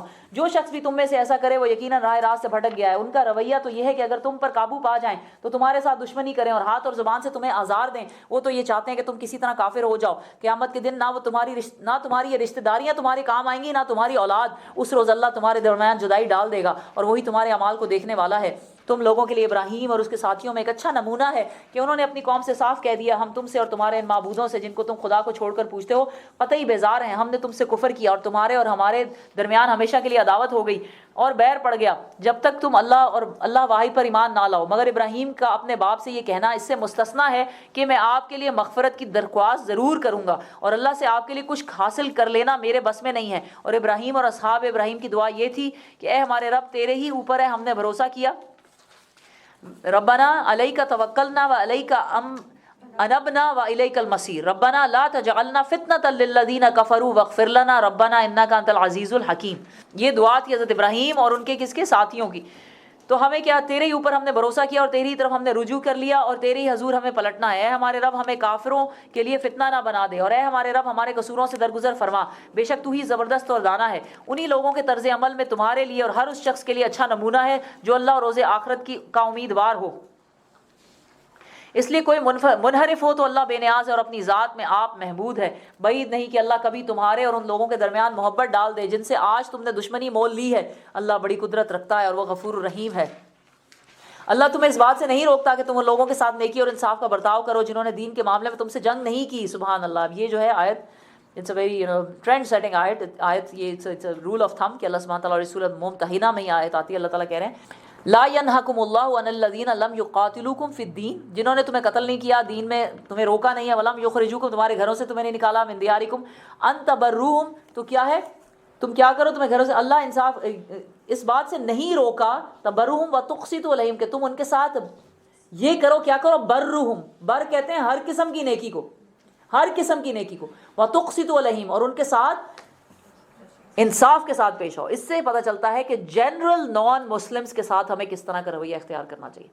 لوگ جو کہتے ہیں نا کہ سارے ہی کافر ہیں اور کافر جو ہیں وہ جہنمی ہیں اور ان کے ساتھ یہ برا سلوک کرو اور انہیں ان کے ساتھ چاہے یعنی ان کا سود بھی کھاؤ اور ان کے ساتھ جو بھی کرتے رہو سب جائز ہے، بالکل بھی نہیں۔ یہ آیت ہمیں بتا رہی ہے، اللہ تعالیٰ کہہ رہے ہیں کہ جن لوگوں نے تمہارے ساتھ کوئی ظلم اور زیادتی نہیں کی ہے ان کے ساتھ تم تبرروہم، ہر قسم کی نیکی کرو، ہر قسم کی نیکی ان کے ساتھ کرنا اللہ تعالیٰ نے ہم پہ فرض کیا ہے۔ اور ان اللہ لا يحب المقسطین، اور اللہ تعالیٰ نہیں پسند کرتا ہے، اللہ تعالیٰ محبت رکھتا ہے ان کو جو لوگ انصاف پہ چلتے ہیں، قائم بالقسط ہوتے ہیں۔ اور وہ تمہیں جس بات سے روکتا ہے وہ تو یہ ہے کہ تم ان لوگوں سے دوستی کرو جنہوں نے تم سے دین کے معاملے میں، ان لوگوں سے دوستی نہ کرو جنہوں نے تم سے دین کے معاملے میں جنگ کی اور تمہیں تمہارے گھروں سے نکالا ہے اور تمہارے اخراج میں ایک دوسرے کی مدد کی ہے، ان سے جو لوگ دوستی کریں وہی ظالم ہیں۔ یعنی عام نان مسلم سے آپ دوستی بھی کر سکتے ہیں، لیکن ظاہر ہے کہ جہاں پہ آپ کا اپنا دین جو ہے وہ ایٹ اسٹیک نہیں۔ اے لوگوں جو ایمان لائے ہو، جب مومن عورتیں ہجرت کر کے تمہارے پاس آئیں، اب یہ صلح حدیبیہ کے بعد کی بات ہے کہ رسول اللہ صلی اللہ علیہ وسلم نے یہ سائن کر دیا تھا اور ٹریٹی کے اندر یہ لکھا ہوا تھا کہ جو بھی مرد اسلام قبول کر کے مکے سے مدینے جائے گا اس کو واپس بھیج دیا جائے گا، اور جو بھی مرد اسلام کو چھوڑ کر واپس قریش کے پاس جائے گا اس کو واپس نہیں بھیجا جائے گا۔ لیکن اس کے اندر عورتیں مینشن نہیں تھیں، اور جوک در جوک جو ہیں وہ مسلمان عورتیں جو ہیں وہ اسلام قبول کر کر کے آ رہی تھیں۔ تو جب ان کو واپس مانگا گیا تو رسول اللہ نے کہا کہ دکھاؤ ٹریٹی میں کہاں لکھا ہوا ہے کہ عورتیں بھی ہیں۔ اے لوگوں جو ایمان لائے ہو، جب مومن عورتیں ہجرت کر کے تمہارے پاس آئیں تو ان کے مومن ہونے کی جانچ پڑتال کر لو، اور ان کے ایمان کی حقیقت تو اللہ ہی بہتر جانتا ہے۔ پھر جب تمہیں معلوم ہو جائے کہ وہ مومن ہیں تو انہیں کفار کی طرف واپس نہ کرو، نہ وہ کفار کے لیے حلال ہے نہ کفار ان کے لیے حلال ہیں۔ ان کے کافر شوہروں کے لیے نے جو مہر، جو کافر شوہروں نے مہر ان کو دیے تھے وہ انہیں پھیر دو، یعنی مہر جا کے واپس کر دو ان کے، اور ان سے نکاح کر لینے میں تم پر کوئی گناہ نہیں ہے جبکہ تم ان کے مہر ان کو ادا کر دو، اور تم خود بھی کافر عورتوں کو اپنے نکاح میں نہ رکھے رہو، جو مہر تم نے اپنی کافر بیویوں کو دیے تھے وہ تم ان سے واپس مانگ لو، اور جو مہر کافروں نے اپنی مسلمان بیویوں کو دیے تھے انہیں وہ واپس مانگ لیں۔ یہ اللہ کا حکم ہے، وہ تمہارے درمیان فیصلہ کرتا ہے، وہ علیم و حکیم ہے۔ حالانکہ سبحان اللہ ان آیتوں سے پہلے آپ کو معلوم ہے کہ خود رسول اللہ صلی اللہ علیہ وسلم کی بہت پیاری بیٹی زینب جو ہیں وہ ایک کافر کے ساتھ جو ہیں وہ منکوحہ تھی، حضرت ابو العاص جو ہے ان کے ساتھ، اور وہی میں نے آپ کو بتایا کہ it's a beautiful story, love story جو ہے وہ دونوں کی سبحان اللہ۔ لیکن ایونچولی جو ہے وہ ابو العاص جو ہے وہ انہوں نے اسلام قبول کر لیا تھا، لیکن آپ سوچیں کہ جب وہ ہجرت کر کے اور اسلام قبول کر کے واپس آئے ہیں تو کچھ 6 مہینے کے اندر ہی ان کی ڈیتھ ہو گئی سبحان اللہ۔ اور اگر تمہاری کافر بیویوں کے مہروں میں سے کچھ تمہیں کفار سے واپس نہ ملے اور پھر تمہاری نوبت آئے تو جن لوگوں کی بیویاں ادھر رہ گئی ہیں ان کو اتنی رقم ادا کرو جو ان کے دیے ہوئے مہروں کے برابر ہو، اور اس خدا سے ڈرتے رہو جس پر تم ایمان لائے ہو۔ اے نبی صلی اللہ علیہ وآلہ وسلم، جب تمہارے پاس مومن عورتیں بیعت کرنے کے لیے آئیں اور اس بات کا عہد کریں کہ وہ نمبر 1 اللہ کے ساتھ کسی کو شریک نہ کریں گی، چوری نہیں کریں گی، زنا نہیں کریں گی، اپنی اولاد کو قتل نہیں کریں گی، اپنے ہاتھ پاؤں کے آگے کوئی بہتان گھڑ کر نہیں لائیں گی، اور کسی امر معروف میں تمہاری نافرمانی نہیں کریں گی، یہ ہے وہ عہد جو ہر مسلمان عورت جب ہجرت کر کے آتی تھی رسول اللہ صلی اللہ علیہ وسلم کے ساتھ کرتی تھی. اور آپ کو معلوم ہے کہ رسول اللہ صلی اللہ علیہ وسلم کی ہجرت کرنے کا طریقہ کیا تھا کہ برتن میں ہاتھ ڈالتے تھے اور پھر ہاتھ نکالتے تھے اور اسی میں سے عورت جو ہے وہ ہاتھ ڈال لیا کرتی تھی. یہی بیعت آپ سمجھ لیں کہ ہم نے بھی رسول اللہ صلی اللہ علیہ وسلم سے کی ہوئی. We need to think about it. یہی بیعت. اور اس میں جو سب سے امپورٹنٹ ہے وہ چیز کیا ہے؟ کسی امر معروف میں تمہاری نافرمانی نہیں کریں گے. جو حکم رسول اللہ صلی اللہ علیہ وسلم کی طرف سے آئے گا اس پہ سر تسلیم خم کریں گے، ہر چہ باد آباد، کچھ بھی ہو جائے، کم وٹ میں. ہم رسول اللہ صلی اللہ علیہ وسلم کے حکم ہمیشہ مانیں گے. اور ظاہر ہے کہ قرآن ان کا انڈائریکٹ حکم اللہ سبحانہ تعالیٰ کی طرف سے آتا ہے اور حدیث جو ہے وہ ان کا ڈائریکٹ حکم. تو ان سے بیعت لے لو اور ان کے حق میں دعائے مغفرت کرو. یقیناً اللہ درگزر فرمانے والا اور رحم کرنے والا ہے. اے لوگوں جو ایمان لائے ہو، ان لوگوں کو دوست نہ بناؤ جن پر اللہ نے غضب فرمایا اور جو آخرت سے اسی طرح مایوس ہے جس طرح قبروں میں پڑے ہوئے کافر مایوس ہیں. سبحان اللہ. سورۃ صف بہت پیاری صورت ہے الحمدللہ. اور مجھے کبھی کبھی لگتا ہے کہ ہماری اکنا سسٹرز کی تو بڑی فیوریٹ اور پیٹ صورت ہے، جو ہمیں ہر جگہ ہر تذکیر میں یہی پڑھائی جاتی ہے. اور ہر جب ہماری تربیت گائے ہوتی ہے تب بھی ہمیں یہی پڑھائی جاتی ہے. اب تو ہم اسے آنکھیں بند کر کے اس کی تفسیر اور تذکیر کر سکتے ہیں. بسم اللہ الرحمن الرحیم. سورۃ الصف. اللہ کی تسبیح کی ہے ہر اس چیز نے جو آسمانوں اور زمین میں ہے، اور وہ غالب اور حکیم ہے. اے لوگوں جو ایمان لائے ہو، تم کیوں وہ بات کہتے ہو جو کرتے نہیں ہو؟ اللہ کے نزدیک یہ سخت ناپسندیدہ حرکت ہے کہ تم کہو وہ بات جو کرتے نہیں ہو. بنا لا تھا چلا. سبحان اللہ. یقین کریں یہ بڑی ڈرانے والی آیت ہے. اس کے اوپر بہت ڈر لگتا ہے. اللہ تعالیٰ ہمیں معاف کر دے. یقین کریں کہ بے شمار ایسے، مطلب کوئی بھی شاید ایسا نہ ہو، ہم تو بالکل بھی نہیں ہے کہ ہم جو کچھ کہہ رہے ہیں وہ سب ہم کرتے ہوں. اللہ تعالیٰ ہمیں. لیکن اب ہم یہ اپنے استادوں کے پاس ہم یہ مسئلہ لے کر جاتے ہیں کہ جی ہم قرآن پڑھانے کے قابل نہیں ہیں اور ہم کس طرح پڑھائیں گے. ہمارے تو ظاہر ہے کہ یہ آیت ہی سب سے بڑی ہمارے خلاف گواہ ہے. تو وہ آگے سے یہ کہتے ہیں کہ اگر اس طرح سوچنے لگے تو کوئی بھی کسی کو نہ پڑھائے. تو بس اللہ سے توبہ استغفار کرتے ہوئے اور اپنی کوشش کرتے ہوئے انسان پڑھا دے. لیکن واقعی بہت ڈر لگتا ہے. اور اس کے اوپر جو حدیثیں ہیں، سبحان اللہ سبحان اللہ. جہنم میں ایک شخص ہوگا جس کی اس کی سزا یہ بتائی جاتی ہے کہ اس کی جو آنتڑیں ہوں گی وہ باہر نکلی ہوں گی اور وہ جہنم میں پھرے گا تو وہ اس کی پوری باڈی کی جو آنتڑیں ہیں وہ اس کے پیچھے پیچھے پھریں گی. اور دوسری جگہ جو آتا ہے کہ اس کے اندر سے اس قدر بدبو آئے گی کہ یعنی جہنمی جو ہیں وہ تک ناک بند کریں گے. تو لوگ اسے پوچھیں گے جہنم کے لوگ کہ تم تو وہی نہیں تھے جو ہمیں اچھی اچھی باتیں بتاتے تھے. تو وہ کہے گا کہ میں تمہیں تو بتاتا تھا لیکن میں خود اس پہ عمل نہیں کرتا تھا، اس لیے اس کو دوہرا عذاب جو ہے وہ دیا جائے گا. استغفر اللہ ربی من کل ذنب واتوب الیہ ربنا لا تجعلنا منهم. اللہ کے نزدیک یہ سخت ناپسندیدہ حرکت ہے کہ تم کہو وہ بات جو کرتے نہیں ہو. اللہ کو تو پسند ہے وہ لوگ جو اس کی راہ میں اس طرح صف بستہ کھڑے ہو کر لڑتے ہیں. اچھا اس میں ایک اور بھی ہے. ایک تو یہ ہے کہ انسان جو پریچ کرے وہ خود نہ کرے، یہ بڑی سخت بری بات ہے. ایک دوسری بات یہ بھی ہے کہ انسان کے اپنے ہی قول اور فعل میں تضاد ہو. سمجھائیے کہ کہے کچھ اور کرے کچھ اور، یہ دونوں اسی میں آتے ہیں. تو یہ بہت بڑی بچوں کے ساتھ جو کچھ کرتے ہیں، بالکل یہ سخت ناپسندیدہ حرکت ہے. تم کہو وہ، جیسے بہت سارے لوگ یہ کہتے ہیں اپنے بچوں کو ڈو ایز آئی سے، don't do as I do. یہ اسی آیت کی تفسیر. یہ ناپسندیدہ حرکت ہے جو تم کہتے ہو کہ تم کہو وہ بات جو کرتے نہیں ہو. اللہ کو تو پسند ہے وہ لوگ جو اس کی راہ میں اس طرح صف بستہ ہو کر لڑتے ہیں کہ گویا وہ ایک سیسا پلائی ہوئی دیوار ہے. اور یاد کرو موسیٰ کی وہ بات جو اس نے اپنی قوم سے کہی تھی، اے میری قوم کے لوگوں تم کیوں مجھے اذیت دیتے ہو حالانکہ تم خوب جانتے ہو کہ میں تمہاری طرف اللہ کا بھیجا ہوا رسول ہوں. پھر جب انہوں نے ٹیڑھ اختیار کی تو اللہ نے بھی ان کے دل ٹیڑھے کر دیے. اللہ فاسقوں کو ہدایت نہیں دیتا. اور یاد کرو عیسیٰ ابن مریم کی وہ بات جو اس نے کہی تھی کہ اے بنی اسرائیل میں تمہاری طرف اللہ کا بھیجا ہوا رسول ہوں، تصدیق کرنے والا ہوں اس تورات کی جو مجھ سے پہلے آئی ہوئی موجود ہے، اور بشارت دینے والا ہوں ایک رسول کی جو میرے بعد آئے گا جس کا نام احمد ہوگا. رسول اللہ صلی اللہ علیہ وسلم کا نام جو ہے سبحان اللہ بالکل ریسنٹلی ہم نے جب ہم سورہ مائدہ پڑھ رہے تھے انسٹیٹیوٹ میں تو ہم نے اس پر بڑی یعنی ریسرچ کی ہے کہ ایکچولی تورات میں رسول اللہ صلی اللہ علیہ وسلم کا نام لکھا ہوا ہے اور جس طرح وہ اس کو پروناؤنس کرتے ہیں. اور یہ یوٹیوب پہ ویڈیوز موجود ہیں. They haven't changed as yet. اور محمد وہ اس کو پڑھتے بھی ہیں یہ محمد سبحان اللہ. تو ان کا نام جو ہے وہ یعنی انجیل میں بھی تھا اور تورات میں بھی تھا، احمد بھی تھا اور محمد بھی تھا. مگر جب وہ ان کے پاس کھلی کھلی نشانیاں لے کر آیا تو انہوں نے کہا کہ یہ تو سری دھوکہ ہے. اب بھلا اس شخص سے بڑا ظالم اور کون ہوگا جو اللہ پر جھوٹے بہتان باندھے حالانکہ اسے اسلام یعنی اللہ کے آگے سر تاج جھکا دینے کی دعوت دی جا رہی ہو. ایسے ظالموں کو اللہ ہدایت نہیں دیا کرتا. یہ لوگ اپنے منہ کی پھونکوں سے اللہ کے نور کو بجھانا چاہتے ہیں. اپنے منہ کی پھونکوں سے اللہ کے نور کو، جیسے موم بتیاں بجاتے ہیں نا، پھونکوں سے سورج کو کوئی بجھا سکتا ہے اور پھر یہ کوئی چاہے کہ اللہ کے نور کو بجھا دے. نور خدا ہے کفر کی چالوں پہ خندہ زن، پھونکوں سے یہ چراغ بجھایا نہ جائے. اور اللہ کا فیصلہ یہ ہے کہ وہ اپنے نور کو پورا پورا پھیلا کر رہے گا، خواہ کافروں کو یہ کتنا ہی ناگوار ہو۔ وہی تو ہے جس نے اپنے رسول کو، دیکھیں یہ تیسری بار یہ آیت آئی ہے، هو الذی ارسل رسولہ بالہدی ودین الحق لیظہرہ علی الدین کلہ ولو کرہ المشرکون۔ یہ دین ایک دن پورے ادیان پر غالب آ کے رہے گا، چاہے آج اس کے کوئی آثار نظر نہیں آتے، چاہے آج اس کے کوئی آثار نظر نہیں آتے۔ اسی کے اوپر انہوں نے کہا تھا نا، مولانا حالی نے اپنے مسدس حالی سے پہلے جو شعر لکھا ہوا ہے وہ کیا ہے؟ پستی کا کوئی حد سے گزرنا دیکھے، اسلام کا گر کر نہ ابھرنا دیکھے، مانے نہ کبھی مد ہے ہر جزر کے بعد، دریا کا ہمارے جو اترنا دیکھے۔ سمجھ آئی؟ پورے کے پورے دین پر غالب کر دے، خواہ مشرکین کو یہ کتنا ہی ناگوار ہو۔ اے لوگوں جو ایمان لائے ہو، میں بتاؤں تم کو وہ تجارت جو تمہیں عذاب علیم سے بچا دے۔ ایمان لاؤ اللہ پر اور اس کے رسول پر، اور جہاد کرو اللہ کی راہ میں اپنے مالوں سے اور اپنی جانوں سے، یہی تمہارے لیے بہتر ہے اگر تم جانو۔ اللہ تمہارے گناہ معاف کر دے گا اور تم کو ایسے باغوں میں داخل کرے گا جن کے نیچے نہریں بہتی ہوں گی، اور ابدی قیام کی جنتوں میں بہترین گھر تمہیں عطا فرمائے گا۔ یہ ہے بڑی کامیابی، اور وہ دوسری چیز جو تم چاہتے ہو وہ بھی تمہیں دے گا، اللہ کی طرف سے نصرت اور قریب ہی حاصل ہونے والی فتح۔ اے نبی صلی اللہ علیہ وآلہ وسلم، اہل ایمان کو اس کی بشارت دے دو۔ اے لوگوں جو ایمان لائے ہو، اللہ کے مددگار بنو، جس طرح عیسیٰ ابن مریم نے حواریوں کو خطاب کر کے کہا تھا، کون ہے اللہ کی طرف بلانے میں میرا مددگار؟ اور حواریوں نے جواب دیا تھا، ہم ہیں اللہ کے مددگار۔ اس وقت بنی اسرائیل کا ایک گروہ ایمان لایا اور دوسرے گروہ نے انکار کر دیا، پھر ہم نے ایمان لانے والوں کے ان کے دشمنوں کے مقابلے میں تائید کی، اور وہی غالب ہو کر رہے۔ سبحان اللہ۔ فَأَيَّدْنَا الَّذِينَ آمَنُوا عَلَىٰ عَدُوِّهِمْ فَأَصْبَحُوا ظَاهِرِينَ۔ الحمدللہ۔ یہ جو آخر کی آیت ہے نا، جیسے کہ عیسیٰ ابن مریم نے کہا تھا اپنے حواریوں کو کہ میری مدد کرو۔ ہر نبی کو، ہر دین پہ چلنے والے کو، ہر دائی کو کسی نہ کسی ساتھی کی ضرورت ہوتی ہے۔